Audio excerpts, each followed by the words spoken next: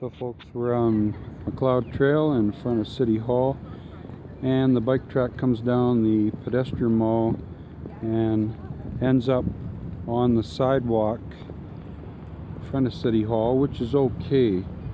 The bike traffic is very slight anyways, and there's a nice wide sidewalk here. That's okay for cyclists to be on, no real problem. But as we proceed to 9th Avenue and see what they've done there, we begin to have a real problem with this section of the CycleTrack Pilot. Now here on 9th Avenue,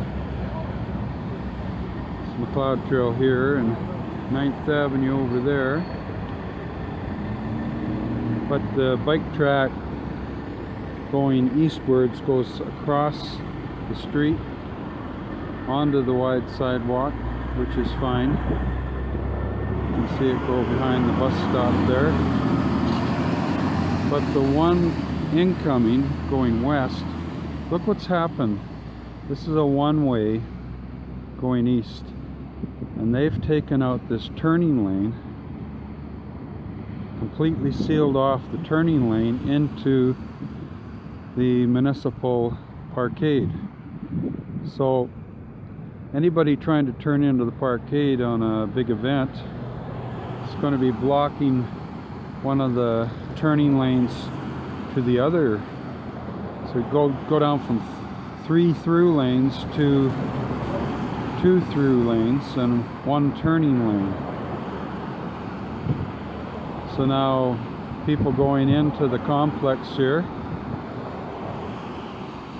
all of this marvelous space for which this road was designed, completely taken out. Now notice also the barrier, this box of bollards, completely disabling the turning lane that should be a very long turning lane into quite short. So that's right in the middle of the road, and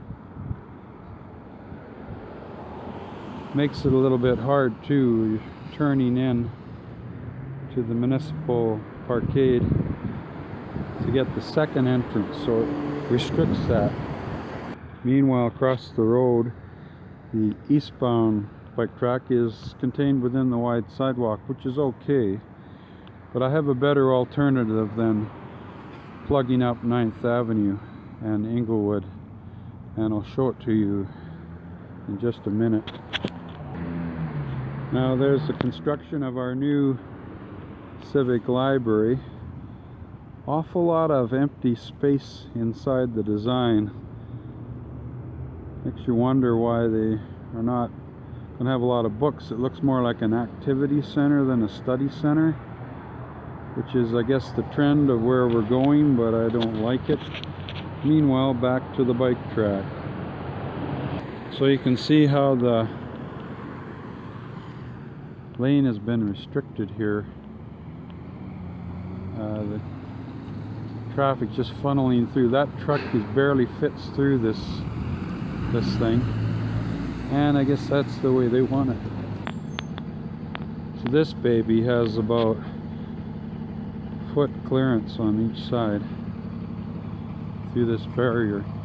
So it's, you imagine in a deep snowstorm just how dangerous that would get to get through, especially before the plows came. Now they've deliberately put a curb bump in here. Here's one cyclist coming along. They've deliberately put a curb bump in here. This used to be a turning lane onto 3rd Street Southeast, and now it's gone. So they've restricted 2 lanes down to very narrow lane and put a curb bump in at the same time, just to make things difficult, just to restrict the traffic flow on 9th Avenue here. It's a very sad thing. Why did they do this? how it comes out and restricts and narrows the road as it is. Then they put the bike lane in and narrow it even more. Bad news. Okay, now we're on the south side. You see that the bike track symbol is here and walking. So instead of going along this wide walk still all the way to Olympic Way, 4th Street Southeast, they go back onto the road and create some actually very narrow lanes. If you look at how narrow that inner lane is and how wide the outer lane is. There's a reasoning behind this, folks. They want to make that outer lane a bus-only lane. That's why it's marked wide. And the inner lane for cars and trucks. This is our future here at 9th Avenue, one of the major inlet outlets to downtown Calgary. And they restrict it with a bike track, even though there's a wide sidewalk here. And they put a wide lane and a narrow lane. The narrow lane is in the future going to be for vehicles, trucks and cars. The wide lane will be a bus-only lane, folks. If you go in that lane with another vehicle, you'll be fined. This is the future of downtown Calgary. Cars not wanted. Get on the bus or else, or get on a bike or walk. Another thing to note here is NMAX power station. This is like steam heating district energy center. This is hoping to be a big money maker for NMAX as it heats the apartments and office towers with steam heat.